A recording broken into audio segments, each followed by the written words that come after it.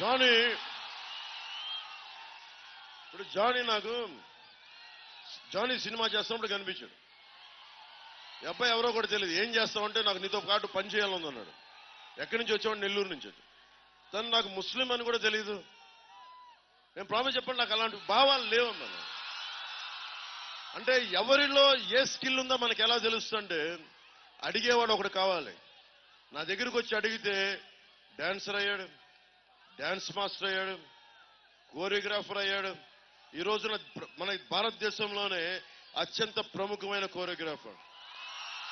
ఇది మతంతో సంబంధం ఏముంది, కులంతో సంబంధం ఏముంది?